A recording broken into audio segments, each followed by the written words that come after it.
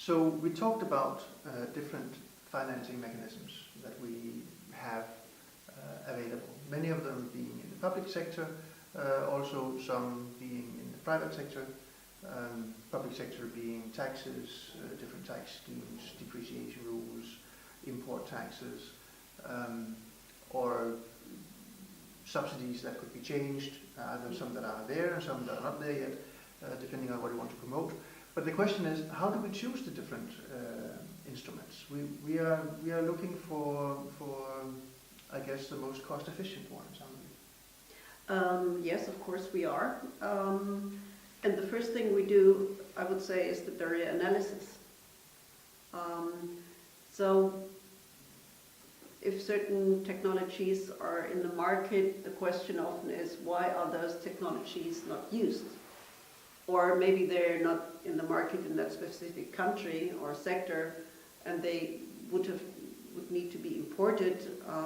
So why is that not done? Where's the barrier? And the barrier could be in different aspects. And the barrier could be in the finance sector, and the barrier could be on the side of the users or investors. What is important when we think of users and investors and barriers, we need to analyze, I would say we have a set of 3 factors we need to analyze. One is the technology as such. Then we're speaking about capital costs. I mean, maybe energy efficient technology is more expensive than the business as usual technology. This technology has a life cycle, and it has operation and maintenance costs, and most probably it has either a surplus or an earning or a saving.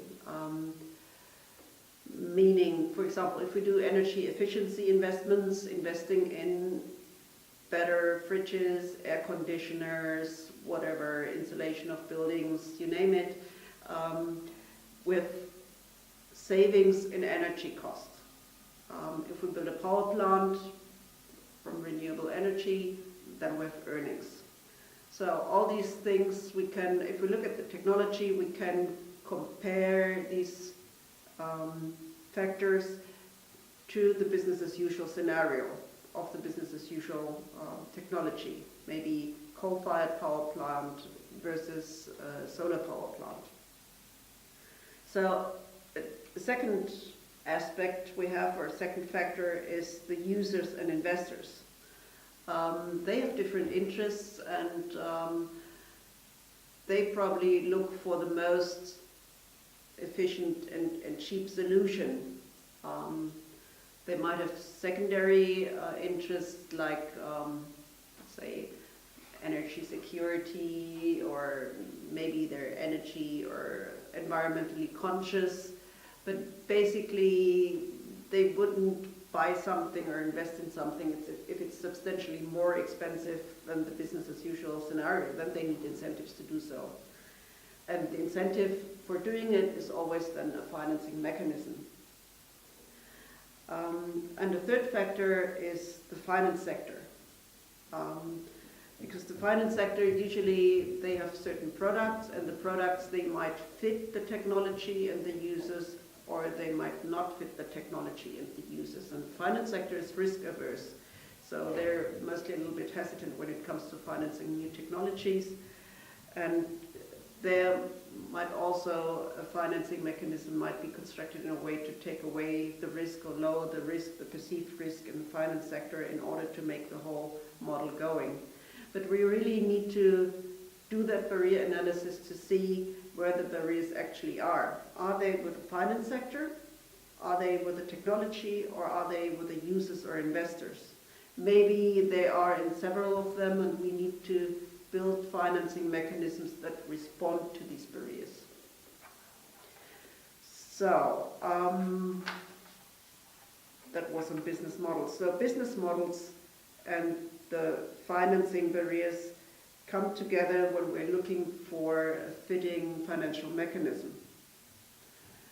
And apart from financial mechanisms that need to respond to a certain barrier and to problem analysis, we're looking for financing mechanisms that have a high leverage effect, High leverage effect means that comes to what Søren explained about the public sector and the continuation and the NAMA facility just being a bridge funding or a temporary sweetener.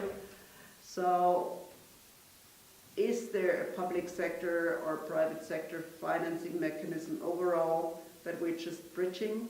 And how much funds will there come in, either from the private sector, directly from the users, or from the finance sector, or from the public sector? Might be. I mean, so this is what we're looking at. A financial mechanism comes with a certain leverage effect, and it certainly, and Søren talked about that also, it needs to come with a phase-out concept. This is key. It's not an add-on. It's right from the beginning. We know we're not aiming at project funding. We're really aiming at financing an overall, or promoting an overall sector transformation. And this is why we need a phase-out concept, and we also need an institutional setup. Why do we need that? Because we want to achieve a permanent transformation, and because we want to make the best use of limited funds, like always in the financial world. So one thing is, now we need to identify the barrier. And we have identified the barriers that needs to be addressed with a particular financing mechanism. That reflects then the investment decision by the private sector, but it should also reflect where do we get the most for our financial intervention. We should have the most for the money. So how do we choose now which instrument is the most financially efficient as from us as a regulator? Yeah, exactly. That's what I said when I talked about the leverage effect and making the best use of NAMA facility funds, grant funds. So we can, going back to the business model, and as I said in the beginning, we have that business as usual calculation, buying an AC, which is a certain lifetime and a certain cost for operation and maintenance and so forth, and we can have the new technology and compare those, and we can compare those with certain financial instruments, and we sort of would know, we do some research in the market for typical investments of that kind, how much would investors expect as return on investment. And of course, if we ask them directly, they would always say, oh, just give us a grant, we want 35% return on investment.